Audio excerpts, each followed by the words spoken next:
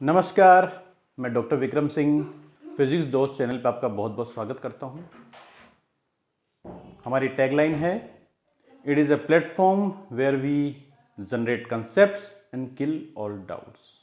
और मैं आपको यकीन दिलाता हूं कि यह आज भी मैं आपके बहुत सारे डाउट्स किल करूंगा और बहुत सारे कंसेप्ट्स जनरेट करूंगा।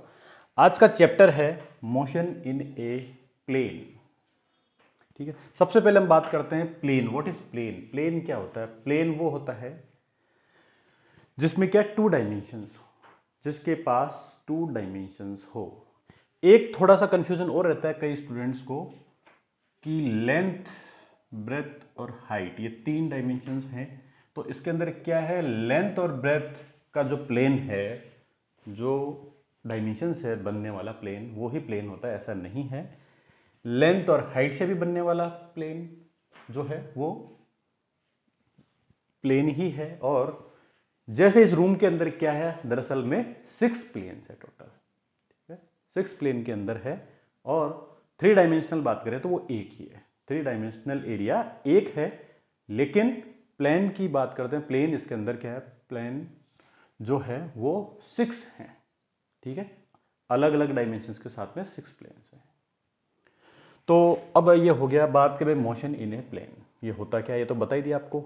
अब इसमें क्या हो रहा है, प्लेन में हो रही है, यानी कि क्या हो रहा है, इस मोशन में ओनली 2 डायमेंशंस में ही चेंज हो रहा है। यानी कि हमें 2 डायमेंशंस का ही ध्यान रखना है। अभी हमने क्या किया था, फर्स्ट हमने स्टार्ट किया था रेक्टिलिनियर मोशन, उसमें हमें सिर्फ एक प्लेन की बात कर रहे थे, एक डायमेंशंस की बात कर रहे थे। और उसमें डायरेक्शंस को हम कैसे कर रहे थे, प्लस और माइनस से हम अपने आप को, अपनी सारी प्रॉब्लम्स को सॉल्व कर रहे थे। जैसे ही मैग्नीट्यूड की बात आती थी तो मैग्नीट्यूड फाइंड आउट कर लेते, लेकिन डायरेक्शंस की प्रॉब्लम को हमने क्या किया था, प्लस और माइनस साइन से हमने सॉल्व करने की कोशिश की। अब हम क्या करते हैं, प्लेन की बात करते हैं। जैसे ये बोर्ड है, व्हाइट बोर्ड है, ये भी एक प्लेन है जिसके अंदर क्या है, ये तो लेंथ है और ये इसकी जो हाइट है। ठीक है, तो 2 डायमेंशन इसके पास में। और कभी कभी हम आवश्यकता पड़ने पर इसको क्या करेंगे, लेंथ और ब्रेथ के रूप में भी कंसिडर करते हुए भी मानेंगे। ठीक है, तो अब ये है कि भाई ये प्लेन के अंदर है, तो अब क्या कोशिश ये करते हैं कि हम यहाँ पे भी हम डायरेक्शंस को कैसे किया जाए। तो देखते हैं, कुछ प्लस माइनस का लगाते हैं। भाई किसको प्लस माने, भाई इस वाली को प्लस माने, इस वाली को माइनस माने, इस वाली को माने, इस वाली को माने। तो कोशिश करते हैं अप्लाई करने की। तो अब देखते हैं कि इसमें प्लेन में डायरेक्शंस कितनी हो सकती है। तो देखिए, एक डायरेक्शन हो सकती है ऐसे, यही हो सकती है ना, ठीक है, लेफ्ट टू राइट। एक हो सकती है डाउन टू अप, हो सकती है। 2 डायरेक्शन हो गई। ठीक है, तो 2 ही डायरेक्शन हुई, तो इसको क्या प्लस माइनस मान सकते थे? नहीं है, ऐसा नहीं है। क्यों नहीं है? क्योंकि इसके पास में क्या, इनफाइनाइट नंबर्स ऑफ डायरेक्शंस हैं। ये देखिए आप, कितनी ही डायरेक्शंस है, एक प्लेन के पास में इनफाइनाइट नंबर्स ऑफ डायरेक्शंस है। तो अब हमारा क्या है, मैग्नीट्यूड का काम तो यहाँ पे फिजिकल क्वांटिटीज का चल जाएगा पुराने मेथड, पुराने तरीकों से। लेकिन डायरेक्शंस की प्रॉब्लम सॉल्व प्लस माइनस के कन्वेंशन से नहीं होगी। तो अब हमें आवश्यकता पड़ गई किसकी, एक नई टर्म की। एक नई टर्म की आवश्यकता पड़ गई, जो टर्म हमें क्या बताती है, डायरेक्शंस को समझने में, अंडरस्टैंड करने में हेल्प करती है। उन्हें ही कहते हैं वेक्टर्स। तो क्या है, because of infinite numbers of directions in a plane there is need to generate new concept that is vector. तो ये क्या है, वेक्टर्स की यहां से आवश्यकता पड़नी स्टार्ट हुई, नीड स्टार्ट हुई। तो इस नीड की वजह से हमें वेक्टर्स को खोजना पड़ा। तो अब हमें क्या है, मोशन इन ए प्लेन समझने के लिए क्या है, सबसे पहले वेक्टर्स को समझना ही पड़ेगा। हमने वेक्टर कंसेप्ट को नहीं समझा तो इस चैप्टर को हम कुछ भी नहीं कर सकते। ठीक है, तो इसलिए इस चैप्टर की स्टार्ट सबसे पहले हम करेंगे सब टॉपिक वेक्टर से। तो सब टॉपिक क्या है हमारा, वेक्टर। ठीक है, वेक्टर। अब क्या है, वेक्टर है तो वेक्टर का कुछ ऑपोजिट भी होता है, या अब तक हम करते आ रहे थे तो वो तो है ही। तो सिंपल सी बातें हैं कि वेक्टर, ठीक है, दूसरा होता है स्केलर और तीसरी एक क्वांटिटी और होती है, वो होती है टेंसर। अब तीनों के बीच में मैं आपको डिफरेंस बता देता हूं क्या है, ठीक है। टेंसर, फिजिकल क्वांटिटीज के 3 टाइप्स हो गए। तो 3 टाइप्स में से आपको वेक्टर क्या होता है? फर्स्ट वेक्टर होता है जिसमें क्या है, मैग्नीट्यूड हो, ठीक है। तो मैग्नीट्यूड तो इसके पास भी होता है, कोई बात नहीं, होता है तो ठीक है। उसके बाद में टेंसर में भी क्या होता है, मैग्नीट्यूड होता है, कोई दिक्कत नहीं है। दूसरी बात यह है कि इसमें क्या है, डायरेक्शन, इसमें क्या डायरेक्शन होती है, डायरेक्शन ऑफ फिजिकल क्वांटिटी होती है, इसमें नहीं होती है, एब्सेंट होती है, ठीक है। और इसमें प्रेजेंट होती है, इसमें भी डायरेक्शन प्रेजेंट होती है, मैग्नीट्यूड भी होता है और डायरेक्शन भी होती है। या इसे हम डायरेक्शन की बजाय हम जैसे कहेंगे, डायरेक्शन तो होती है लेकिन इसमें डायरेक्शन नहीं होती है। एक मिनट, तो इसमें मैं डायरेक्शन बोलने के बजाय क्या कहूंगा, value of quantity depends on directions, depends on quantity, on direction, sorry. इसमें क्या है, वैल्यू क्या है, क्वांटिटी की डायरेक्शन पे डिपेंड करती है, ठीक है। तो अब है इनमें अंतर, बस इतना ही होना, किसी क्वांटिटी को वेक्टर, स्केलर और टेंसर नहीं बोलता है। यदि किसी क्वांटिटी के अंदर मैग्नीट्यूड भी है और डायरेक्शन का सेंस भी है, या उसकी वैल्यू डायरेक्शन के साथ चेंज हो रही है, इतना ही उसको वेक्टर कहलाना या जरूरी नहीं है। थर्ड और फाइनल रूल है, वो है शुड फॉलो वेक्टर रूल्स। वो ये क्या, वेक्टर्स रूल को फॉलो करनी चाहिए, तभी वो वेक्टर है। तो ये टेंसर जो है वो क्या है, उसके पास मैग्नीट्यूड है और वैल्यू ऑफ क्वांटिटी उसकी क्या होती है, कभी कभी डायरेक्शन पे डिपेंड करती है, बट बस अंतर इसमें एक कमी रह गई, इसमें it does not follow vector rule, ये वेक्टर रूल्स को फॉलो नहीं करता है, ये है टेंसर। अब मैं आपको उसको एग्जांपल के द्वारा बताता हूं। एग्जाम्पल कैसे है, जैसे एग्जाम्पल है आपका वेलोसिटी वेक्टर, ठीक है, एक्सेलरेशन वेक्टर, मैग्नीट्यूड का क्या हो गया आपका, एनर्जी, वर्क, ठीक है। और इसका एग्जाम्पल हो गया आपका सबसे बेस्ट हो गया जैसे करंट, ठीक है। और एक और है बहुत अच्छा जो आगे आएगा रोटेशनल मोशन के अंदर, वो है आपका मोमेंट ऑफ इनर्शिया, ये ध्यान रखिएगा, मोमेंट ऑफ इनर्शिया, ठीक है। नोट डाउन कर लीजिए इनको। अब देखिए आप, इन्हीं को हम समझते हैं। वेलोसिटी क्या है, वेलोसिटी एक वेक्टर है जिसका मैग्नीट्यूड होता है, एक्सीलरेशन भी एक वेक्टर जिसका मैग्नीट्यूड होता है और इसकी एक पर्टिकुलर डायरेक्शंस होती है, ठीक है। अब इनको इतना होना ही सफिशिएंट नहीं बनाता है, साथ में ये सब क्या करते हैं, जितने भी वेक्टर्स के रूल हैं जो हम पढ़ेंगे भी डिटेल में, उन सब रूल्स को फॉलो करते हैं। ये क्या करते हैं, उन सभी रूल्स को फॉलो करते हैं, इस वजह से ये वेक्टर्स हैं, ठीक है। तो अब क्या है कि ये डायरेक्शन सारे रूल्स को फॉलो करते हैं, यानी कि एडिशंस के रूल को फॉलो करेंगे, मल्टीप्लिकेशन के रूल को फॉलो करेंगे, ठीक है। और आपस में अगर मल्टीप्लाइड बाय रियल नंबर हो रहा है तो क्या उनमें चेंजेस होंगे, उन रूल्स को फॉलो करेंगे, ठीक है। और इनके associative laws and distributive laws and commutative laws वगैरह इस तरह के भी वेक्टर्स के लॉज हैं उनको ये फॉलो करते हैं, इसलिए ये सब क्या है, ट्रू वेक्टर हैं। और ये स्केलर क्वांटिटी के अंदर क्या होती है, ओनली मैग्नीट्यूड होता है, इसमें डायरेक्शंस का सेंस होता ही नहीं है, डायरेक्शन से कोई लेना देना ही नहीं है। तो वो सब फिजिकल क्वांटिटीज क्या होती है, स्केलर्स होती है।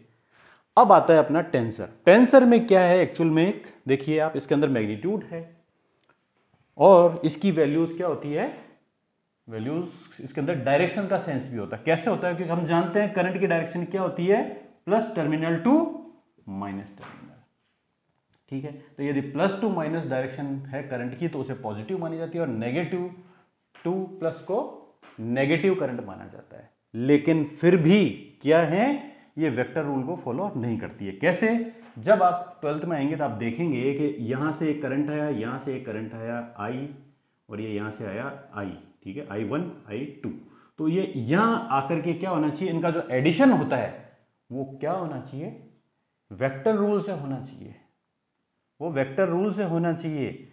लेकिन वो वेक्टर रूल से ना होकर के सिंपल मैग्नीट्यूड एडिशन हो जाता है। ये फाइनल जो बनेगा वो I1 प्लस I2 बनेगा। अब ये I2 क्या है, परपेंडिकुलर आई थी तब भी I1 प्लस I2 होगा, यदि ये ऐसे आती तब भी ये I1 प्लस I2 ही होता, और ये अगर ऐसे आती तो भी ये I1 प्लस I2 ही होता। यानी कि करंट का जब दो करंट एक जगह ऐड हो रही है तो उनकी डायरेक्शंस कोई सी भी हो, उनका एडिशन वेक्टर रूल से नहीं हो रहा है। इस वजह से ये करंट जो कभी कभी, जैसे ही आप 12th में आओगे तो करंट देखोगे और ये क्वेश्चन अराइज होगा कि ये करंट में क्या है, मैग्नीट्यूड भी है और इसमें डायरेक्शन का सेंस भी है, फिर भी ये वेक्टर क्यों नहीं है, इस वजह से ये वेक्टर नहीं है। ठीक ऐसे ही क्या मोमेंट ऑफ इनर्शिया है, मोमेंट ऑफ इनर्शिया का भी क्या होता है, डायरेक्शन पे फर्क पड़ता है। अगर आपने पोजीशन डायरेक्शन चेंज कर दी तो उसकी मैग्नीट्यूड में चेंज हो जाता है, लेकिन इनका एडिशन वेक्टर रूल से नहीं होता है, या ये बाकी के जो वेक्टर्स रूल्स है उनको फॉलो नहीं करते हैं। तो वेक्टर होने के लिए सिर्फ देखिए, आज तक हम लोअर क्लासेस में हम पढ़ते आ रहे थे जिसमें मैग्नीट्यूड हो और सेंस ऑफ डायरेक्शन हो उसे वेक्टर कहेंगे नहीं, उसका सारे लॉज को फॉलो करना भी जरूरी है। अगर वो लॉज को, सारे लॉज को फॉलोज करता है वेक्टर को, तभी वो वेक्टर है, अदरवाइज वो वेक्टर नहीं है। या तो वो फॉल्स वेक्टर है या वो टेंसर है, ठीक है, या और कोई भी नाम दे दो, हमें कोई मतलब नहीं है, लेकिन वो वेक्टर नहीं है अगर वेक्टर रूल को फॉलो नहीं करता है। तो ये तीन कंडीशन मस्ट है वेक्टर कहलाने के लिए। ठीक है, हो गया, रब कर दूं में से, चलो इन्हें वीडियो पॉज करके राइट डाउन कर लीजिए, लिख लीजिए। ठीक है, अब मैं आता हूं सबसे पहले रिप्रेजेंटेशन ऑफ वेक्टर। वेक्टर का रिप्रेजेंटेशन कैसे किया जाए, रिप्रेजेंटेशन ऑफ वेक्टर, ये बहुत सिंपल सी बात है, लेकिन इसमें कुछ चीजें इंपॉर्टेंट है, वो मैं आपको बताता हूं। देखिए, ध्यान रखना है और इस रिप्रेजेंटेशन को दिमाग में अच्छी तरह से बैठा लेना है। देखिए क्या होता है कि जैसे रिप्रेजेंटेशन ऑफ वेक्टर क्या है, दो तरह का हो गया, एक तो सिंबॉलिक, भाई उसको मतलब सिंबल क्या दिया जाता है, सिंबल रिप्रेजेंटेशन की भी बात कर लेते हैं, और एक हम उसकी भी बात कर लेते हैं कि भाई उसको एरो के रूप में, और पिक्चराइज है ना, डायग्रामेटिक रिप्रेजेंटेशन क्या होता है, दोनों बात कर लेते हैं। सिंबॉलिक तो देखिए क्या है, ये कैपिटल लेटर से किया जाता है, ये कैपिटल लेटर ABCD कुछ भी कर दिया, उसके बाद इसको क्या करते हैं, इसके ऊपर एरो लगाना जरूरी है। ठीक है, ये तो इसको मैग्नीट्यूड को रिप्रेजेंट कर रहा है और ये क्या कर रहा है, एरो इसको वेक्टर को रिप्रेजेंट कर रहा है। अब क्या है कि जैसे जैसे थोड़ा सा अपने साइंस में क्या है कि टाइपिंग एरर वगैरह, ये जो प्रिंटिंग वगैरह होती है ना, तो उसमें क्या है कि इस एरो को बनाना थोड़ा सा मुश्किल होता है और इसको आवश्यकता भी नहीं थी। तो इसके बजाय क्या है, हमारे जो बुक्स के अंदर एक तरीका और अपनाया गया, वो हम डे टू डे राइटिंग में नहीं अपनाएंगे। क्यों? क्योंकि हमारी राइटिंग क्या होती है, फिक्स्ड डायमेंशंस में नहीं चलती है। ऐसा नहीं कि हमारा हर मोटा पतला फिक्स नहीं होता है। अपना क्या होता है, पेन के इंक्लिनेशन के हिसाब से मोटा पतला हो जाता है, वो ओनली फॉर बुक्स है। तो उन्होंने क्या किया, इस एरो को हटा करके एक क्या कर दिया, बोल्ड राइटिंग में लिख दिया ए को, उसे भी वेक्टर का रिप्रेजेंटेशन मान लिया। अगर ये इस तरह से लिखा हुआ है ए, तो ये भी वेक्टर का साइन है। ये भी इन्होंने एक बोल्ड लेटर में अगर किसी का लिख दिया तो उसे वेक्टर मानने का एक सिंबल मान लिया है। ठीक है, फिर आता है representation of unit vector. Unit vector के लिए क्या होगा, स्मॉल ए लिखा जाएगा और उसके ऊपर कैप लगाई जाएगी। ठीक है, और ये बोल्ड ए, स्मॉल ए के द्वारा भी हम इसको वेक्टर को बुक्स में और कंप्यूटर, लैपटॉप वगैरह में, या जो है ना डिजिटल फुटप्रिंट्स है, उसमें हमारे को क्या कर सकते हैं, ऐसे माना जा सकता है। काम चलाने के लिए ऐसा भी एक कन्वेंशन कर लिया गया। कभी कभी वेक्टर को ऐसे भी रिप्रेजेंट कर दिया जाता है, ओनली बुक्स वगैरह में। हम राइटिंग वे में जब भी करेंगे तब इस तरह से ही करेंगे। ठीक है, ये कैप लगा हुआ है, ये यूनिट वेक्टर है। यूनिट वेक्टर अभी सिर्फ सिंबल की बात करते हैं, बाकी क्या है वो थोड़ा सा आगे करेंगे। ओके, अब आगे इसका पिक्चर, इसकी मतलब डायग्रामेटिक रिप्रेजेंटेशन कैसे होगा वेक्टर का। डायग्रामेटिक रिप्रेजेंटेशन के अंदर ध्यान रखिए आप, इसके अंदर तीन पार्ट होंगे। कैसे होंगे? ये है आपका वेक्टर, ठीक है, तीन पार्ट है। फर्स्ट है इसका इनिशियल पॉइंट, ठीक है, इनिशियल पॉइंट इसको क्या बोलते हैं? टेल भी बोलते हैं, ये टेल है, ध्यान रखिएगा। और फिर है इसका ये टर्मिनस पॉइंट यानी जहाँ ये फिनिश हो रहा है, ठीक है, तो उसको क्या है? एरो हेड से हम रिप्रेजेंट करते हैं। दो पार्ट हो गए, यानी हर एक वेक्टर में क्या होगा? टेल होगी और एरो हेड होगा, वो उसकी एरो हेड, ठीक है, वो उसका टर्मिनस पॉइंट होगा। और एक चीज और होगी, वो होगी लेंथ ऑफ वेक्टर। ये बहुत इंपॉर्टेंट है,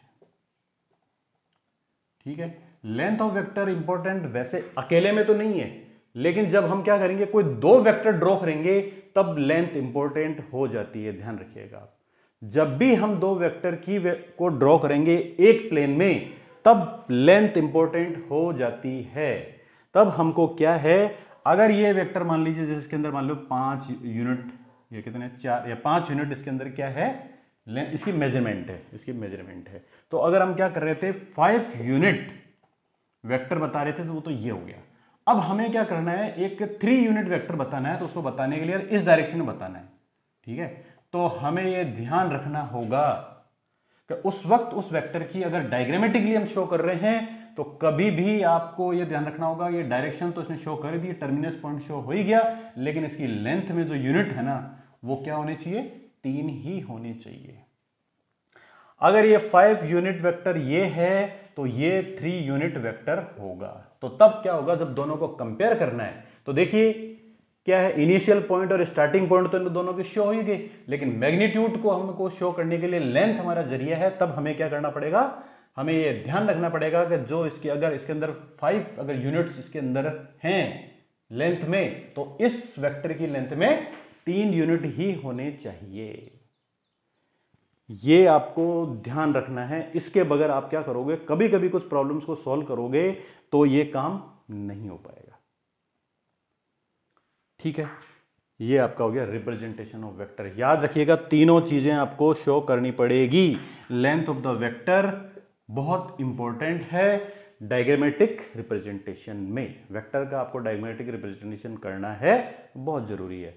जैसे आपको पता है कि हम क्या करते हैं, और हालांकि इस चीज़ को हम डे टू डे लैंग्वेज में नेग्लेक्ट से करते आते हैं, लेकिन इसे नेग्लेक्ट नहीं करना चाहिए। इसका एग्जाम्पल है आपके जो नक्शे देखे होंगे ना आपने ज्योग्राफी के अंदर, तो आपने क्या किया, नक्शा तो देख लिया होगा, पर कभी भी आपने एक पैमाना बोलते हैं ना उसे, वो नहीं नोट किया होगा। हमेशा हर डायग्राम पे क्या होता है, पैमाना दिया हुआ होता है।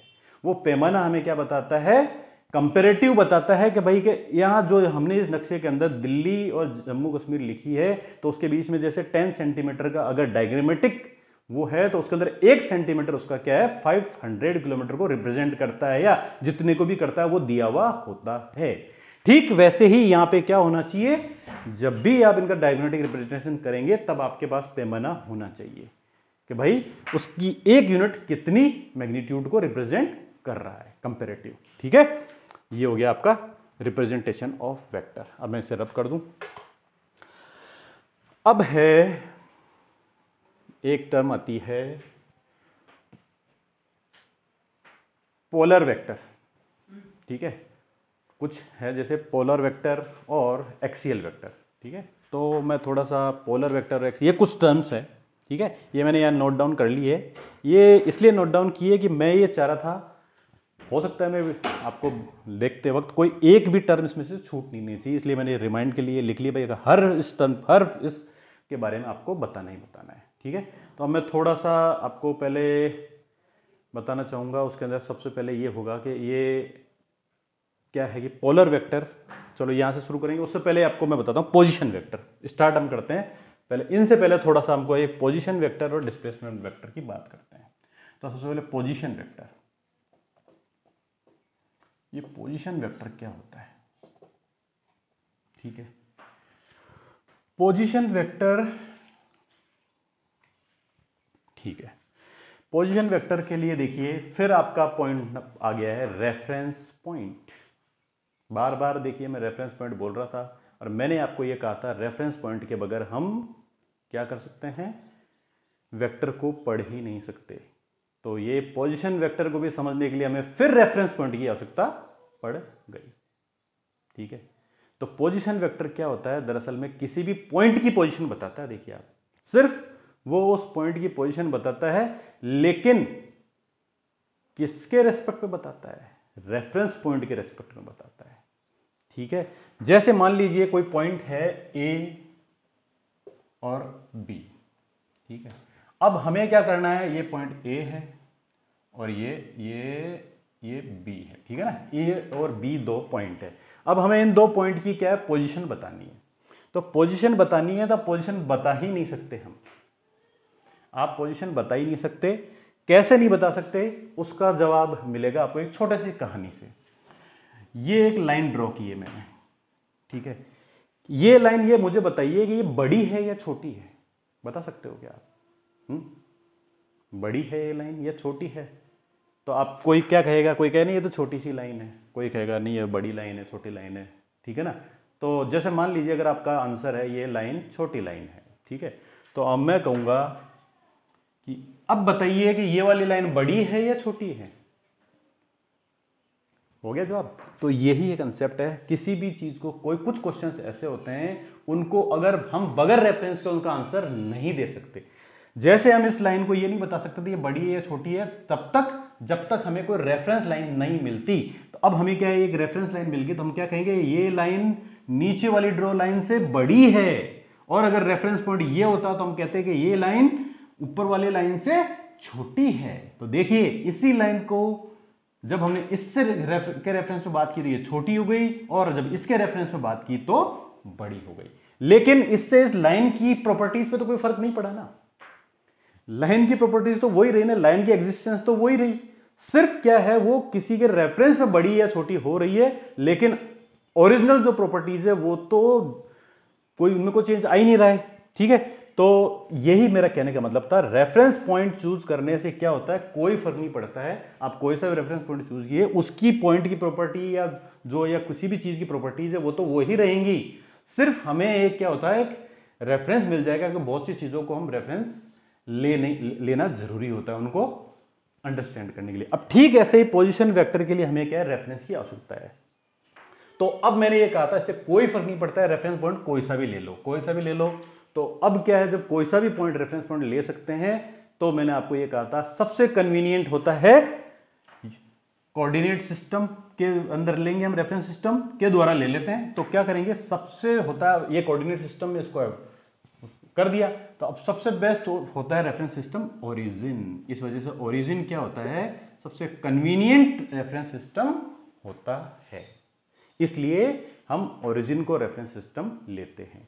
अभी मैं क्या करूंगा आपको, जैसे इसी क्वेश्चन को थोड़ा सा यहीं रखते हैं, अभी आगे बताता हूं। देखिए कोई फर्क नहीं पड़ेगा, इनकी प्रॉपर्टीज पे कोई फर्क नहीं पड़ेगा, इन पॉइंट्स पे ये मैं थोड़ा सा भी आगे बताऊंगा आपको, या बहुत सी चीजों के ऊपर इस रेफरेंस पॉइंट के चेंज करने से कोई फर्क नहीं पड़ेगा, अभी यही बताते हैं आपको। अब सवाल आती है पोजिशन वेक्टर। तो पोजिशन वेक्टर क्या है, एक्चुअल में है इट इज शॉर्टेस्ट डिस्टेंस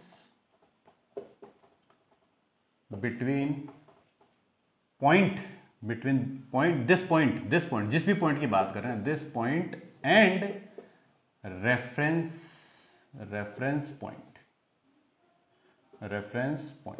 ठीक है, reference point that is origin. ज्यादातर ये ओरिजिन होता है।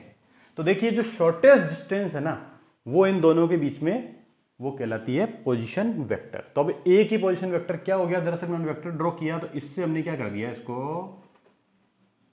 ये ड्रॉ कर दिया, ये इसका पोजीशन वेक्टर हो गया। और बी का पोजीशन वेक्टर क्या हो गया, यहां से एक वेक्टर को हमने ओरिजिनेट किया और इस तक ले आए, तो ये इसका पोजीशन वेक्टर हो गया। तो यानी ओ ए वेक्टर क्या है, पोजीशन वेक्टर ऑफ ए है।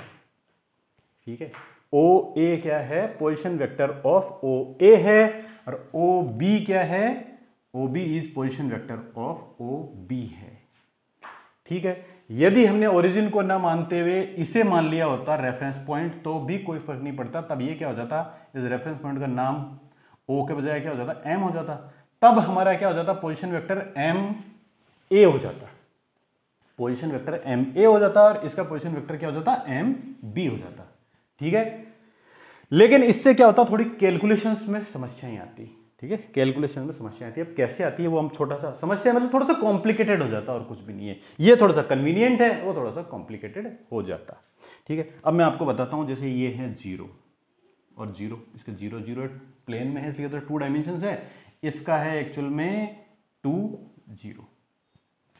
ठीक है, और इसका क्या है, ये हो गया, मान लीजिए आप ये है आपका 4, तो इसको अपन 3 मान लेते हैं। ये इसका हो गया 1 3।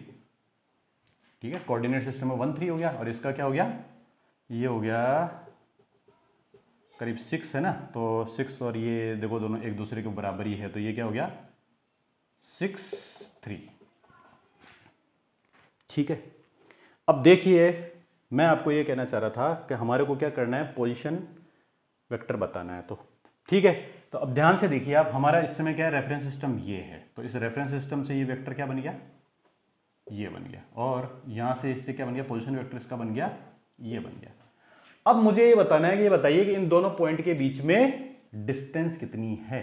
तो डिस्टेंस कितनी होगा, तो वो कैसे होगा, ओ ए में से माइनस करो किसको, ओ बी को। तो ओ ए में से जब हमने ए बी को माइनस किया तो ये आएगी। अब ये कैसे आएगी थोड़ा सा आगे पढ़ेंगे, बस इतना समझ लीजिए। जब ओ ए में से हमने ओ बी को माइनस की, नहीं सॉरी, ओ बी में से इसको यहां से ये ले गए थे, तो ओ बी में से ओ ए को माइनस किया तो ये ही वेक्टर आएगा। और जब हमने क्या कर दिया, हमारा रेफरेंस सिस्टम बदल दिया था, तब क्या होगा, ये रेफरेंस सिस्टम क्या हो गया, एम, सॉरी ये एम तो मैंने यहां ड्रॉ किया था, ओहो थोड़ा सा गलती हुआ। तो ये एम, ये वेक्टर और ये वेक्टर। तो देखिए जब हमने एम बी में से ओ ए को माइनस किया तब भी जो उन दोनों का डिफरेंस क्या आया, ए बी ही आया। ठीक है, दोनों के अंदर देखिए जब मैंने दोनों पोजीशन वेक्टर्स दोनों अलग अलग रेफरेंस पॉइंट से देखा तो जो दोनों का डिफरेंस था वो तो सेम ही आया था। इस वजह से क्या हुआ, इस वजह से रेफरेंस सिस्टम बदलने से कोई फर्क नहीं पड़ता है, इनकी पोजीशंस में कोई फर्क नहीं पड़ेगा, सिर्फ एक वे ऑफ मेजरमेंट अलग अलग हो जाएगा। ठीक है, अब यही बात थोड़ा सा क्या है, अभी हम यहां पोजीशन वेक्टर के साथ साथ डिस्प्लेसमेंट वेक्टर की बात करेंगे तब समझ में आएगा। डिस्प्लेसमेंट वेक्टर, डिस्प्लेसमेंट वेक्टर तो वो देखिए क्या होता, कुछ भी नहीं है, वो है डिस्प्लेसमेंट वेक्टर के अंदर क्या है कि जब हम किसी ऑब्जेक्ट को, when we move a object from A to B, when या if, चलो if कर लेते हैं, if we move object from A to B, then vector OB minus OA is displacement vector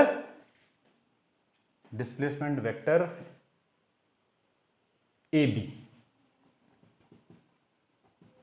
तो वो डिस्प्लेसमेंट वेक्टर AB कहलाएगा। जब OB को OA तक हम लेके गए तो OB में से हमने OA को माइनस किया तो डिस्प्लेसमेंट वेक्टर AB कहलाएगा। ठीक है, अब हम क्या करते हैं, इसी को इस पॉइंट से बात कर देते हैं तो क्या हो जाएगा, अगर हम O रेफरेंस पॉइंट से बात नहीं करते हैं तो वो हो जाएगा MB माइनस MA, वो भी यही होगा। ये है ब्यूटी ऑफ रेफरेंस सिस्टम। ठीक है, ये है ब्यूटी ऑफ रेफरेंस सिस्टम। तो अब क्या है, OB is equal to OB minus OA भी AB है और MB माइनस MA भी AB ही है। यानी कि अब इन पोजीशन की वजह से जो एक नया एक डिस्प्लेसमेंट वेक्टर बना था उसकी वैल्यू में कोई फर्क नहीं पड़ा है। लेकिन ध्यान से देखिए आप, हमें क्या है, इसके मैग्नीट्यूड तो 0 0 इजीली है, तो कैलकुलेशन में 0 0 क्या करेंगे, हमारी हेल्प करेंगे। लेकिन इस M पॉइंट के वो क्या है, कोऑर्डिनेट्स 2 और 0 है, या कुछ और कॉम्प्लिकेटेड भी ले सकते थे, तो वो हो जाता, वो क्या करते हैं, हमें कैलकुलेशंस के अंदर परेशान करते हैं। देखिए ये बात इतनी बहुत इंपॉर्टेंट है, लेकिन नेग्लेक्ट करते हैं लोग बात। मैं आपको बार बार इस पर जोर देना, उसे नेग्लेक्ट मत कीजिए, क्योंकि ये कंसेप्ट क्लियर होना जरूरी है आपका कि इससे रेफरेंस पॉइंट से कोई फर्क नहीं पड़ता है, लेकिन बेस्ट ये रहता है, इस वजह से ओरिजिन को लिया जाता है। ये देखिए यहाँ पे अभी यही चीज हम थोड़ा सा जब हम एडिशन और अभी आपको ये कंसेप्ट भी समझ में नहीं आ रहा होगा तो इसको एज इट इज समझ लीजिए। क्यों इसलिए समझ नहीं आ रहा, अभी हमने वेक्टर का एडिशन सब्ट्रैक्शन पढ़ा ही नहीं है, क्योंकि हमें दो वेक्टर को ऐड करना माइनस करना वो करना आता ही नहीं है, तो हम इसको कैसे करें, इसलिए ये समझ में नहीं आ रहा होगा। लेकिन जो मैं कंसेप्ट आपको बताना चाह रहा था वो सिर्फ इतना सा है कि रेफरेंस बदलने से कोई फर्क नहीं पड़ता है इनकी एक्चुअल प्रॉपर्टीज पे। तो इस वजह से हम रेफरेंस कोई सा भी ले सकते हैं, तो हम हमेशा रेफरेंस क्या लेंगे, ओरिजिन ही लेंगे। बस इतना सा कहना चाह रहा था। डिस्प्लेसमेंट वेक्टर की डेफिनेशन हो ही गई है, अगर ये करते हैं तो ये डिस्प्लेसमेंट वेक्टर है। ठीक है, shortest distance between two position, उन पोजीशन के बीच में शॉर्टेस्ट डिस्टेंस को ही पोजीशन वेक्टर भी बोलते हैं। डायरेक्शन थोड़ी सी वेक्टर रूल से डिसाइड होती है, वो हम क्या करेंगे थोड़ा आगे पढ़ेंगे। ठीक है, वो तो हो गया भाई शॉर्टेज डिस्टेंस, दो जो भी है इनके बीच की शॉर्टेज डिस्टेंस क्या है, डिस्प्लेसमेंट वेक्टर है। लेकिन वेक्टर की डायरेक्शंस कैसे होगी वो थोड़ा सा वेक्टर रूल पढ़ेंगे तब करेंगे। कर दूं इसे रब मैं, अब आ गया। अब आइए इन टर्म्स के ऊपर थोड़ा सा।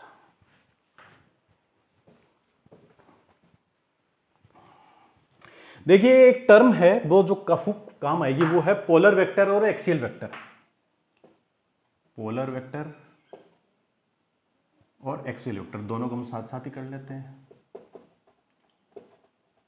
ठीक है, पोलर वेक्टर और एक्सियल वेक्टर ये अक्सर हम सुनेंगे, ये तो इतना ज़्यादा काम नहीं आएगी ये, लेकिन जैसे ही हम क्या है कि रोटेशनल मोशन में आएंगे ना तब ये एक्सियल वेक्टर काम में आएगी।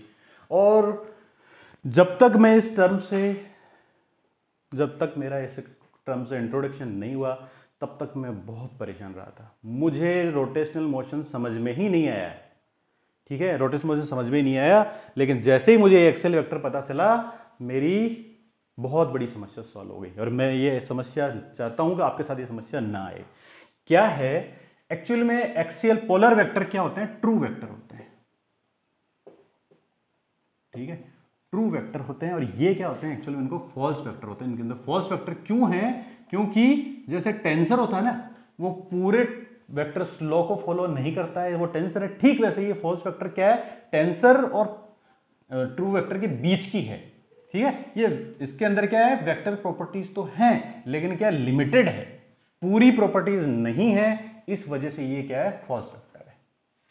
ठीक है, अब ट्रू वेक्टर है ये तो पोलर वेक्टर, तो और ये फॉल्स वेक्टर है। अब इसके एग्जांपल है, एग्जांपल से शो करते हैं अपन। एग्जांपल है जैसे मान लीजिए डिस्प्लेसमेंट वेक्टर, ठीक है, velocity vector and acceleration vector. ये क्या है, इसके पोलर वेक्टर के एग्जांपल्स है।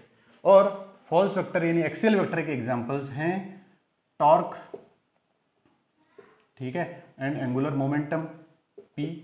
ये सब क्या है, एक्सियल वेक्टर के एग्जांपल है। अब क्या होता है इनमें, सुनिए, जैसे ये तो एग्जांपल है, ये आपके रोटेशनल मोशन में आएंगे, लेकिन ये हैं एग्जांपल, ये आपको ध्यान रखना। अब इनमें होता क्या है, होता ये है कि जो ट्रू वेक्टर होता है या डिस्प्लेसमेंट में वेलोसिटी वेक्टर होते हैं, इनके क्या होते हैं, इनिशियल पॉइंट हमें पता होते हैं, इनिशियल पॉइंट पता होता है और टर्मिनस पॉइंट पता होता है। ठीक है, टर्मिनस पॉइंट पता होते हैं, और ये क्या ऑल डायरेक्शंस में अप्लाई करते हैं, ऑल डायरेक्शन में ये हो सकते हैं। लेकिन इनकी क्या प्रॉब्लम होती है, ना तो इनका इनिशियल पॉइंट का पता होता है, इनिशियल पॉइंट एब्सेंट, और टर्मिनस पॉइंट एब्सेंट। ठीक है, और सबसे लास्ट है कि इनकी डायरेक्शंस लिमिटेड होती है, इनकी डायरेक्शंस लिमिटेड होती है। वो क्या होती है, डायरेक्शंस होती है directed parallel to axis of rotation. ये क्या होते हैं, हर डायरेक्शन में अप्लाई, हर डायरेक्शन में इनकी डायरेक्शंस नहीं होती है। बस यही सबसे बड़ी प्रॉब्लम है इनकी। क्या होगी, इनकी डायरेक्शंस हमेशा लिमिटेड हो गई। क्या होगी, जो भी आपकी एक्सिस ऑफ रोटेशन है, देखिए जब आप ये पढ़ेंगे तब इस बात को वापस रिपीट कीजिएगा, रिमाइंड कीजिएगा कि इनकी डायरेक्शंस क्या होती है, पर्टिकुलर यानी कि जो एक्सिस ऑफ रोटेशन है उसके पैरेलल ही होती है। ठीक है, जैसे मान लीजिए ये एक्सिस ऑफ रोटेशन है, तो इसके अंदर हम क्या बात करें, ओमेगा की बात करते हैं, रोटेशनल वेलोसिटी। तो रोटेशनल वेलोसिटी की बात करेंगे तो वो जैसे ये है, तो इसकी रोटेशनल वेलोसिटी वेक्टर की डायरेक्शन क्या हो जाएगी, या तो इधर होगी या इधर होगी। ठीक है, इधर या इधर नहीं होगी, ये लिमिटेशन है इसके अंदर। ठीक है, हमेशा रोटेशनल एक्सिस के पैरेलल ही होगी। हाँ बस इतना जरूर है कि ऊपर या नीचे हो सकती है, प्लस ऊपर या नीचे हो सकती है। तो इसको क्या कर लेते हैं, फिर हम इसको थोड़ा सा लिमिटेड कर देते हैं, यानी ये तो पॉजिटिव हो जाएगी और ये नेगेटिव हो जाएगी। यानी इनके पास में क्या है, इनफाइनाइट नंबर ऑफ डायरेक्शंस नहीं है, जबकि इनके पास इनफाइनाइट नंबर ऑफ डायरेक्शंस हैं। ये वेक्टर रूल तो फॉलो करती है, एडिशन के सब्ट्रैक्शन बहुत सारे करती है, बस डिफरेंस इतना सा है, इनके पास इनफाइनाइट नंबर ऑफ डायरेक्शंस नहीं है, ओनली 2 ही है, पॉजिटिव और नेगेटिव। और दूसरी बात, इनका कोई इनिशियल पॉइंट नहीं है और कोई टर्मिनस पॉइंट नहीं पता होता है हमारे को, कहां से इनिशियल पॉइंट है कौन सा टर्मिनस पॉइंट है, ओनली 2 डायरेक्शन से। ये है इन दोनों के अंदर अंतर। ठीक है, रब कर दूं मैं इसे, बहुत इंपॉर्टेंट कंसेप्ट है। इस कंसेप्ट को नहीं क्लियर हो रहा है, बार बार इसके वीडियो देखिए, बार बार दिमाग लगाइए, बार बार कहीं से भी लिटरेचर लीजिए, कुछ और डिटेल इनके बारे में इंफॉर्मेशन लीजिए, लेकिन ये कंसेप्ट आप क्लियर कीजिए, वरना सबसे हार्ड फिजिक्स का 11th और 12th दोनों सब्जेक्ट का सबसे हार्ड नहीं कहूंगा मैं, सबसे ज्यादा ब्रेन कंज्यूमिंग जो अगर कोई चैप्टर है ना, जो ब्रेन को हिला के रख देता है, वो है रोटेशनल मोशन। उसको हम बगैर एक्सियल वेक्टर का कंसेप्ट समझे करेंगे तो प्रॉब्लम में मतलब थोड़ा सा हमारे लिए मजा नहीं आएगा, फील नहीं आएगा, ये याद रखिएगा। इसीलिए मैंने ये बात आज आपको बोल दी है, इस कंसेप्ट को क्लियर रखिएगा, या नहीं भी कर पाते हो तो कम से कम दिमाग में रखिएगा, जब भी हम रोटेशनल मोशन पढ़ेंगे तब, वैसे मैं आपको ये फिर रिमाइंड कराऊंगा, उस वक्त मैं फिर कराऊंगा, तब हम एक्सियल वेक्टर को करेंगे। ओके, अब है कुछ है कि टर्म्स है, बहुत सिंपल सिंपल सी टर्म्स है, इनको मैं फटाफट कर देता हूं, कुछ भी नहीं है। देखिए, इक्वल वेक्टर, कोई भी 2 वेक्टर इक्वल कब है, जब उनका मैग्नीट्यूड इक्वल है। ठीक है, मैग्नीट्यूड इक्वल है और उनकी डायरेक्शन सेम है।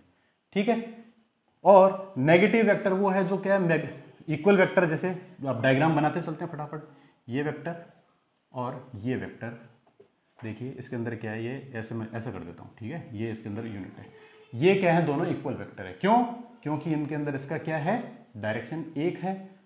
ठीक है, और इनके दोनों का मैग्नीट्यूड भी सेम है। देखो मैंने सेम उससे रिप्रेजेंट किया ना, 2 यूनिट इनके मैग्नीट्यूड है, तो ये इक्वल वेक्टर है। और नेगेटिव वेक्टर है, कुछ नहीं, यही है, सेम है, बस उसकी क्या है, मैग्नीट्यूड सेम है, मैग्नीट्यूड सेम है, डायरेक्शन अपोजिट है। ठीक है, ये 2 यूनिट ही है, लेकिन इनका क्या है, डायरेक्शन वो अपोजिट है। तो ये दोनों वेक्टर एक दूसरे के, ये तो देखो क्या है, आपके इक्वल वेक्टर है, ज्यादा देखो टाइम खराब नहीं करना है। ये है आपका नेगेटिव वेक्टर, दोनों एक दूसरे के नेगेटिव वेक्टर हैं।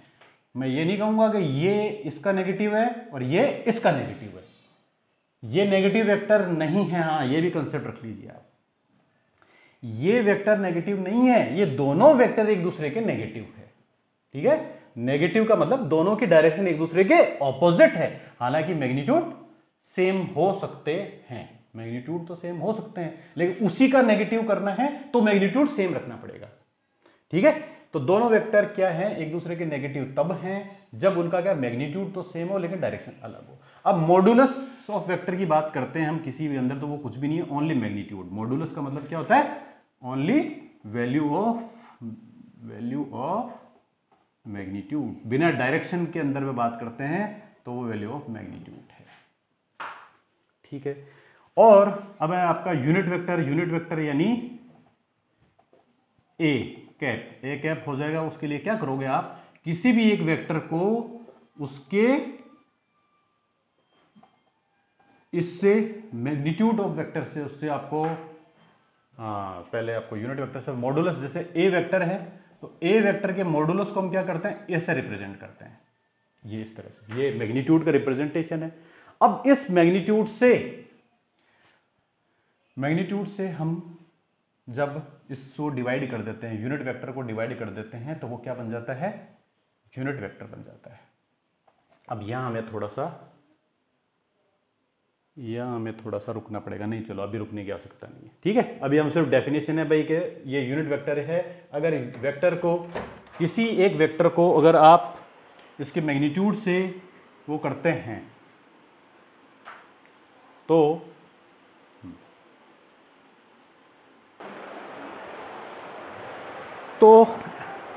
ये आपका क्या है, यूनिट वेक्टर है।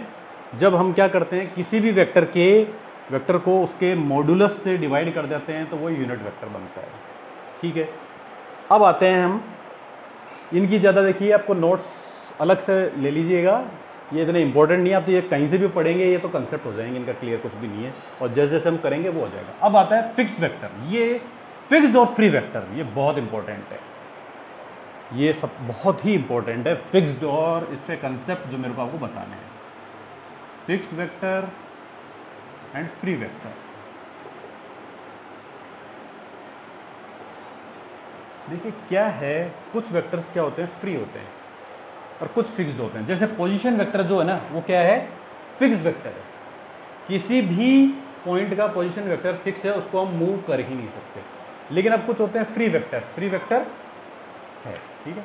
तो जैसे मान लीजिए फोर्स, फोर्स क्या है, फ्री वेक्टर है। तो अब हमने क्या किया, जैसे ये फोर्स का ये वेक्टर लगा दिया, ठीक है, इसको हम क्या कर सकते हैं, प्लेन में मूव कर सकते हैं, और कोई फिक्स वेक्टर को मूव नहीं कर सकते, इनका फिक्स है। अब इनको मूव कर सकते हैं, और ये मूवमेंट ऑफ वेक्टर बहुत ही इंपॉर्टेंट है, मूवमेंट ऑफ वेक्टर बहुत ही इंपॉर्टेंट है, ये करना ही पड़ेगा, हमें कई बार करना पड़ेगा, इनका मूवमेंट करना पड़ेगा। तो वो कैसे करते हैं देखिए आप ध्यान से, कि अगर मान लो इस वेक्टर को मेरे को यहाँ लाना है, ठीक है, ये वेक्टर यहाँ लाना है, तो कैसे लाऊंगा मैं, इसको लाने का तरीका ये, आप क्या करोगे, ये सबसे पहले तो आपको उसका टेल पता होनी चाहिए, हेड पता होनी चाहिए, तो इसके अंदर क्या यूनिट कितनी है वो पता होनी चाहिए। तो अब आप क्या करोगे, इसी के पैरेलल यहां ड्रॉ करोगे, इमेजिनरी ड्रॉ कर लिया, और फिर उसको क्या करोगे, आगे बढ़ाओगे। सबसे पहले तो वहां लाना ना, तो पहले तो क्या कीजिए, आप इस डायरेक्शन में लाइए, एक डायमेंशन में लेके आगे, नीचे हम बिल्कुल पैरेलल पैरेलल पैरेलल पैरेलल ले आए, पैरेलल पैरेलल लेके आगे।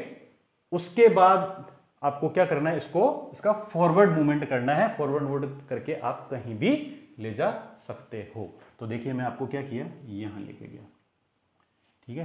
तो ये 1 2 और 3, अब ये जो मूवमेंट किया है, तो मैं ये पूछना चाहता हूं, क्या ये दोनों वेक्टर एक ही हैं या अलग अलग हैं, क्वेश्चन ये है। देखिए आप सबसे बात, तो इसका आंसर है ये दोनों वेक्टर एक ही हैं।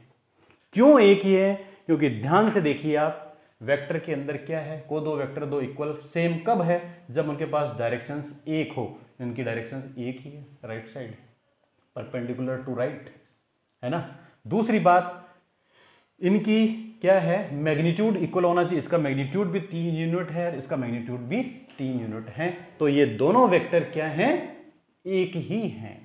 सिर्फ इनमें डिफरेंस क्या है कि इसकी प्रॉपर्टी ये थी कि इस वेक्टर को हम क्या कर सकते हैं, एक जगह से दूसरी जगह मूव कर सकते हैं, इन्हें हम मूव कर सकते हैं, ठीक है। लेकिन फिक्स्ड वेक्टर को मूव नहीं कर सकते। किस लिए नहीं कर सकते, कि यदि फिक्स्ड वेक्टर को हम मूव करते हैं तो उनकी क्या होती है, फिक्स्ड वेक्टर के ओरिजिन से जैसे जो भी रेफरेंस पॉइंट है, जो भी रेफरेंस पॉइंट है उससे उसकी डिस्टेंस, शॉर्टेस्ट डिस्टेंस चेंज हो जाती है।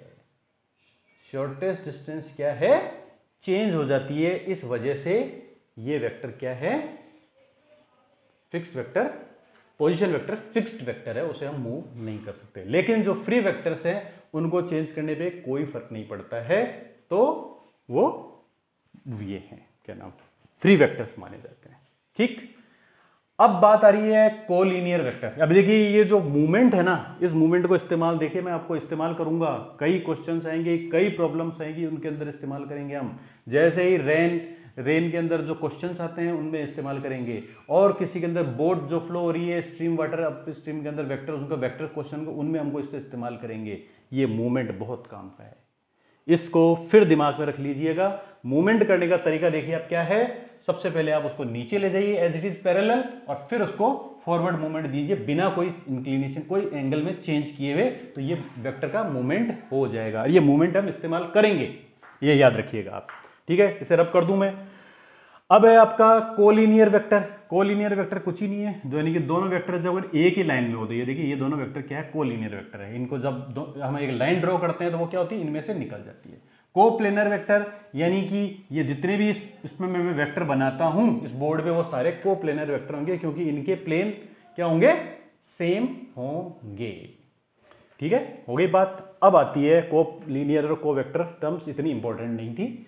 अब जो एक पॉइंट है वो है को इनिशियल व को टर्मिनस पॉइंट, ठीक है। अब को इनिशियल और को टर्मिनस पॉइंट बहुत इंपॉर्टेंट है, मैंने आपको ये बताया था वेक्टर के अंदर तीन चीजें होती है। क्या होता है? टेल होती है, एरो हेड होता है, ठीक है, और इनका मैग्नीट्यूड होता है, यानी लेंथ होती है। तीन चीजें होती है, देखिए आप। तो अब क्या है? को इनिशियल का मतलब होता है जिनकी टेल क्या कर रही हो, आपस में वो कर रही हो। ये जैसे ये आपका वेक्टर है, तो अब इसके को इनिशियल वेक्टर में ड्रॉ करना चाहूंगा तो ये होंगे वो। ये सब वेक्टर क्या हो रहे हैं? जो एक ही इनिशियल पॉइंट से निकल रहे हैं, ये सब इनिशियल पॉइंट, ये को इनिशियल वेक्टर्स हैं। तो हमें क्या करना होता है? कभी कभी दो वेक्टर को स्टार्ट करते हुए उनको को इनिशियल कंडीशन में लाना पड़ेगा, तब आपको वेक्टर्स को इस तरह से ड्रॉ करना है। और मूवमेंट करना तो हम जानते ही हैं। जैसे मान लीजिए ये वेक्टर है और ये वेक्टर है, तो मुझे क्या करना है? इनको को इनिशियल वेक्टर बनाना है, तो हम बना सकते हैं। कैसे बनाएंगे? कि इनको हम क्या करेंगे? मूवमेंट करेंगे। तो ध्यान से देखिए, हमने इसका मूवमेंट किया तो ये क्या होगा? एज इट इज यूं आता जाएगा, ये यूं यूं यूं यूं आता जाएगा, ठीक है। अब बाई चांस मान लीजिए ये यहां आकर के कैसा आ गया? ऐसे आ गया मान लो, ठीक है, सॉरी, ये ऐसे आ गया, ठीक है। अभी भी ये क्या है? को इनिशियल वेक्टर नहीं बन पाए हैं, लेकिन अब मुझे क्या करना है? बनाना है। तो मैं क्या करूंगा? इस वेक्टर को, देखिए इसके पैरेलल तो ये है, यानी पैरेलल यहां ऐसे तो मैं लेके आ गया। अब इसको को इनिशियल बनाना था, अभी नहीं बने, तो बनाने के लिए मैं क्या करूंगा? इसको थोड़ा सा आगे कर दूंगा। तो ये क्या हो जाएगा? इस तरह से हो जाएगा। ये इतना, जितना ये पीछे है इतना मैं इसको आगे बढ़ा देता हूं और इसको यहां से हटा देता हूं। तो ध्यान से देखिए आप, मैंने दो वेक्टर को जो अलग अलग थे उनको को इनिशियल वेक्टर बना दिया। तो को इनिशियल वेक्टर जानना बहुत आसान है, लेकिन सबसे ज्यादा इंपॉर्टेंट कंसेप्ट है वो ये है कि कोई भी दो वेक्टर, गिवन वेक्टर को आपको को इनिशियल वेक्टर बनाना है तो वो कैसे बनाएं। तो मैंने अभी आपको दो वेक्टर को इनिशियल वेक्टर बना करके बताया, ठीक है। फिर है आपका को टर्मिनस वेक्टर यानी कि जब वो वेक्टर्स टर्मिनेट क्या हो रहे हैं? एक पॉइंट पे हो रहे हो। को टर्मिनस सिंगल पॉइंट पे हो रहा है, जैसे कि ये वेक्टर, ये ठीक है, ये सब क्या है? को टर्मिनस वेक्टर है।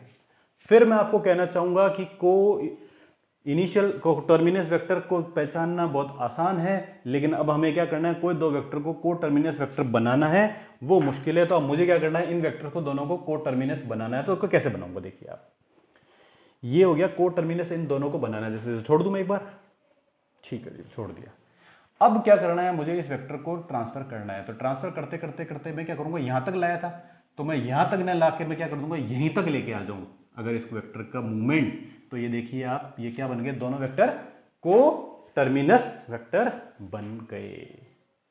यानी कि हमारे को कोई भी दो वेक्टर दिए हुए हैं, तो उनको अगर को टर्मिनस बनाना है तो वो तब तक संभव नहीं है जब तक हम उनका मूवमेंट नहीं करें। और मूवमेंट करके उनको हम को टर्मिनस वेक्टर भी बना सकते हैं। अब बात आती है कि इसकी इंपॉर्टेंस क्या है? ये को टर्मिनस और को इनिशियल वेक्टर की इंपॉर्टेंस क्या है? ये बहुत इंपॉर्टेंट है। इनको समझे बगैर हम addition of vector, subtraction of vector या कोई भी ट्राइंगल लो, पैरेललोग्राम लो को समझ ही नहीं सकते। जब तक हम को टर्मिनस वेक्टर और को इनिशियल वेक्टर का कंसेप्ट नहीं समझते हैं, और दूसरी बात, किन्हीं भी दो वेक्टर को जब तक हम इस तरह से आपस में एक दूसरे को टर्मिनस और को वेक्टर बनाना नहीं सीखते हैं, वो वेक्टर का कंसेप्ट हम समझ ही नहीं सकते। इसलिए इस कंसेप्ट को बार बार सुन के क्लियर कीजिए। ये क्लियर ही करना है आपको कि क्या तो को टर्मिनस वेक्टर होते हैं और क्या वो होते हैं।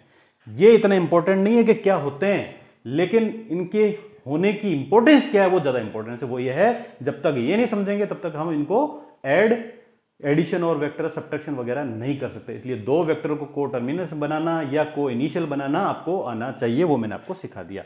और जैसे जैसे हम आगे आगे एग्जांपल करेंगे, उनको फिर रिपीट करेंगे तो हो जाएगा, ठीक है। अब आता है जीरो वेक्टर, ठीक है। जीरो वेक्टर क्या है, इसलिए आवश्यकता पड़ी। जीरो वेक्टर दरअसल में क्या होता है, ये भी बहुत सिंपल सा कंसेप्ट है। ऐसा वेक्टर जिसकी क्या हो, मैग्नीट्यूड तो क्या हो, मैग्नीट्यूड जीरो हो, लेकिन अब आती है बात डायरेक्शंस की। डायरेक्शंस क्या होती है इसकी? होती है एज पर ओवर नीड। ये क्या होती है? एज पर ओवर, हमारी नीड के हिसाब से इसकी डायरेक्शंस ली जा सकती है, ठीक है। तो इसका दरअसल क्या है, कोई ज्यादा कोई विशेष इंपॉर्टेंस नहीं है। दरअसल क्या होता है, कई बार क्या होता है, कई बार हमें क्या करना होता है कि कुछ इक्वेशंस को क्या करना होता है, सेटिस्फाई करना होता है, तब हमें इस वेक्टर की आवश्यकता पड़ती है। क्यों? जैसे मान लीजिए ए वेक्टर है कोई प्लस माइनस ए, वो ये कह रहा है कि इन दो वेक्टर को ऐड कीजिए। तो देखिए अब क्योंकि वेक्टर के एडिशन से क्या बनता है, वेक्टर ही बनता है, वेक्टर के एडिशन से वेक्टर ही बनेगा। तो अब a प्लस माइनस ए तो क्या बन गया, कैंसिल आउट। कैंसिल आउट का मतलब हो गया जीरो, ठीक है, तो जीरो हो गया, लेकिन वो दरअसल में जीरो नहीं होता है। बस इसीलिए हमें क्या है, वेक्टर की आवश्यकता पड़ी थी, क्योंकि हम जीरो बोल देते हैं तो हमारी जो रूल है वो रूल क्या होता है, सेटिस्फाइड नहीं होता है। वेक्टर के का एडिशन, कोई भी दो वेक्टर का एडिशन या सब्ट्रैक्शन हमेशा वेक्टर ही होगा। तो हमें क्या करना पड़ा, यहां जीरो वेक्टर की आवश्यकता पड़ी, तो ये हमने क्या कर दिया, इसको जीरो वेक्टर बोल दिया। यानी कि इन दोनों के सम से एक वेक्टर बनेगा जिसका मैग्नीट्यूड तो जीरो है, लेकिन उसकी डायरेक्शन क्या है, आपको जो चाहिए वो मान लो आप, ठीक है। लेकिन क्या, कोई सी भी डायरेक्शन मान लो, लेकिन क्योंकि उसको जीरो से मल्टीप्लाई कर रहे हैं तो वो डायरेक्शन का भी इफेक्ट नहीं आ पाएगा। डायरेक्शन का इफेक्ट सिर्फ जीरो वेक्टर की ये इंपॉर्टेंस है, ठीक है। अब है, फिर देखिए ये कंसेप्ट बार बार सुनिएगा क्योंकि ये बहुत काम आएंगे, ठीक है। Zero vector, fixed vector, free vector का बहुत इंपॉर्टेंट कंसेप्ट था। अब आता है एंगल बिटवीन वेक्टर, ये भी क्वेश्चन ये बहुत इंपॉर्टेंट है, एंगल बिटवीन वेक्टर। ये कंसेप्ट आज का बहुत इंपॉर्टेंट है, लास्ट टॉपिक है। तो देखिए ऐसा है कि हम जानते थे एंगल क्या होता है, एंगल पहले से ही हमने क्या किया था, ये ड्रॉ किया था। तो ये क्या, टू रेज के बीच में जो एंगल बन रहा है उसको एंगल बोलते थे हम। तो ध्यान से देखिए, हमने उस समय भी हमने क्या कर लिया था, जब हम वेक्टर के बारे में जानते नहीं थे तब भी हमने एंगल क्या किया था, वेक्टर के बीच में ड्रॉ किया था। तो एंगल बिटवीन टू वेक्टर क्या होगा, क्योंकि ये टू रेज के बीच में है, तो जब भी आपको फाइंड आउट करना है तो मुझे ये बताइए कि जैसे मैं एक क्वेश्चन ड्रॉ देता हूं आपको,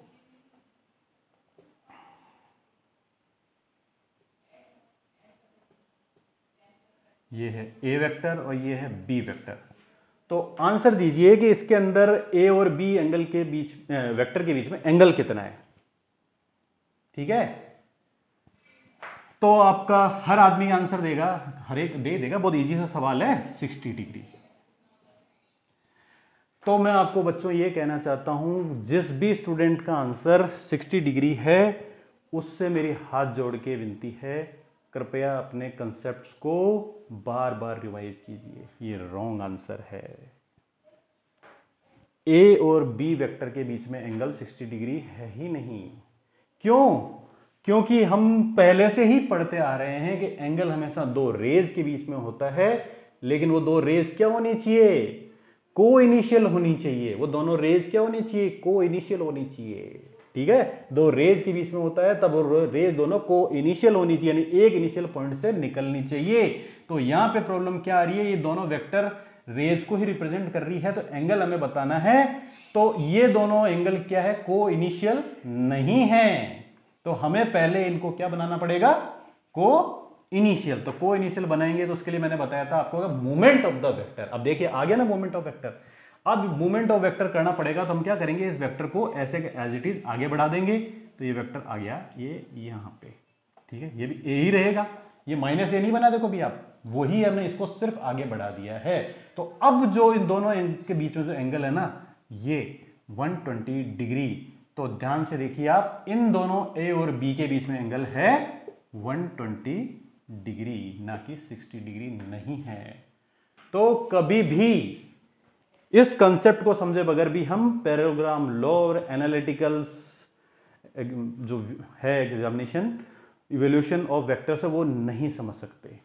कोई भी दो एंगल के बीच में, दो वेक्टर के बीच में एंगल मेजर करने के लिए पहले उन्हें को इनिशियल बनाना जरूरी है, ठीक है। कभी कभी हम क्या कर सकते हैं, इमरजेंसी के अंदर उनको को टर्मिनस भी बना सकते हैं। को टर्मिनस बनाएंगे तब भी हमारा काम हो जाएगा, लेकिन वो कन्वेंशनल मेथड नहीं है, ठीक है।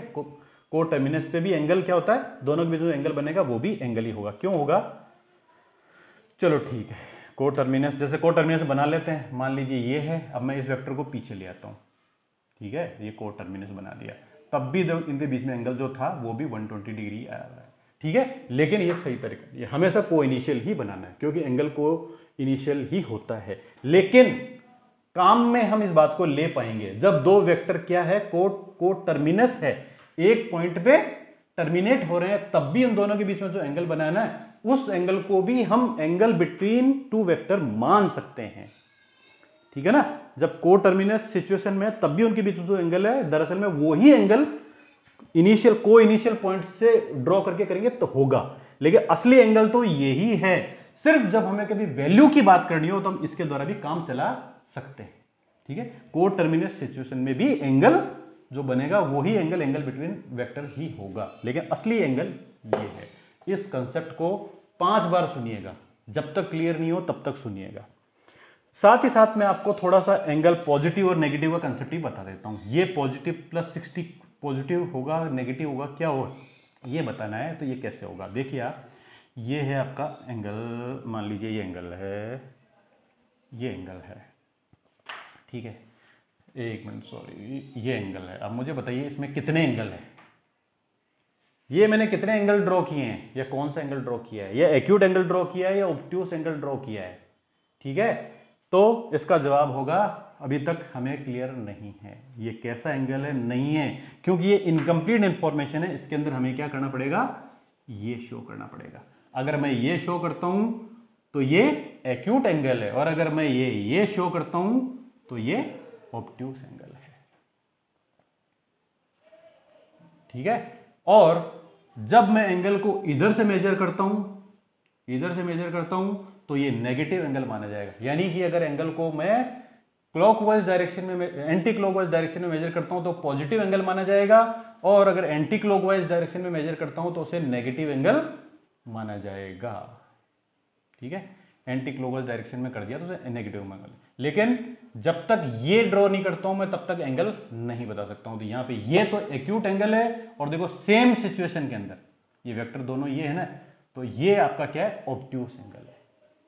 ठीक है, ये वाला एंगल ऑब्ट्यूस एंगल है। मैं देखो अभी एंगल की बात कर रहा हूं, एंगल बिटवीन वेक्टर नहीं बोल रहा हूं मैं सिर्फ बोल रहा हूं ये दो एंगल कौन कौन से हैं। तो ये एंगल तो एक्यूट एंगल है और ये ऑब्ट्यूस एंगल है। ठीक है, एंगल बिटवीन वेक्टर तो ये ही है। ठीक है, यानी कि हमें क्या करना होता है, हमेशा कन्वेंशन ये है, जो फर्स्ट वेक्टर है वहां से शुरू करना है, सेकंड तक जाना है। अब ये सेकंड किधर भी जाए, अगर ये सेकंड मान लीजिए इस तरह से आ जाता, ये वेक्टर ये है और ये वेक्टर ये है। ठीक है, अब यहां से हम मेजर करना शुरू करेंगे। ठीक है, तो अब हम क्या करेंगे, ऐसे मेजर नहीं करेंगे, इसको मेजर करना है तो हमें ऐसे बताना पड़ेगा। ठीक है, ये है एंगल बिटवीन टू वेक्टर, ना कि ये। तब ये नहीं है, ये भी ध्यान रखिएगा, हमेशा आपको क्या करना पड़ेगा, ऐसे ही मेजर करना पड़ेगा। अब अगर मान लीजिए वैल्यूज की टर्म में बात करते हैं तो ये तो है 60 डिग्री और ये है 300 डिग्री। तो देखिए आप, अब मैं आपको ये कहना चाह रहा हूं, बताइए कि इन दो एंगल के बीच में वेक्टर एंगल क्या है। अगर ये दो वेक्टर है तो इनके बीच में एंगल क्या है, तो हमेशा आप क्या करोगे, इसकी इधर से ही बताओगे। ठीक है, तो अगर मैं बोलता हूं कि इन दोनों के बीच में एंगल कितना है तो मेरा जवाब होगा 300 डिग्री। ठीक है, ये ए और बी है, तो 300 डिग्री है बिटवीन ए एंड बी। लेकिन अगर मेरी इच्छा हो गई कि नहीं मैं तो अब इधर से मेजर करूंगा, तो क्योंकि मैं इधर से मेजर करूंगा तब मैं बोलूंगा ए और बी के बीच में -60 डिग्री, इधर से भी मेजर कर सकते हैं।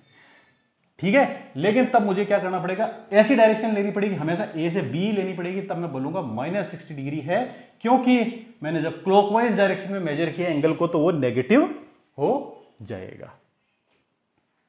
ठीक है, इस कंसेप्ट को फिर बार बार रिवाइज कीजिएगा, ये समझे बगैर आप कैलकुलेशंस नहीं कर पाओगे। क्यों, क्योंकि आपने क्या कर दिया, अगर पूरी कैलकुलेशन के अंदर एंगल का ही तो खेल है, और अगर आपने एंगल ही गलत लगा दिया तो आपकी सारी कैलकुलेशंस खराब हो जाएगी, डिस्ट्रॉय हो जाएगी, रॉन्ग हो जाएगी, पूरा क्वेश्चन आंसर गलत हो जाएगा। तो इसलिए ये इंपॉर्टेंस, इस एंगल को मैंने थोड़ा सा यहाँ पे बढ़ा के बोला है। ठीक है, अब है अपना आगे का चैप्टर लेने से पहले मैं देखता हूँ वीडियो की लेंथ कितनी हो गई है। दरअसल वीडियो की लेंथ हो गई है, तो अब मैं इसको पॉज कर देता हूँ, ये वीडियो यहीं समाप्त करते हैं। धन्यवाद। अगले पोर्शन, ये 1 घंटे का वीडियो हो गया मेरा, जो डिवाइस है वो बंद हो जाएगी। धन्यवाद। वीडियो को शेयर कीजिए, लाइक कीजिए और अगली नॉलेज के लिए मिलते हैं अगले वीडियो में। धन्यवाद। जय हिंद, जय भारत। बेल आइकन प्रेस कीजिए, ओके, ताकि आपको उसके नए वीडियो की नोटिफिकेशन टाइम पे मिल सके। धन्यवाद।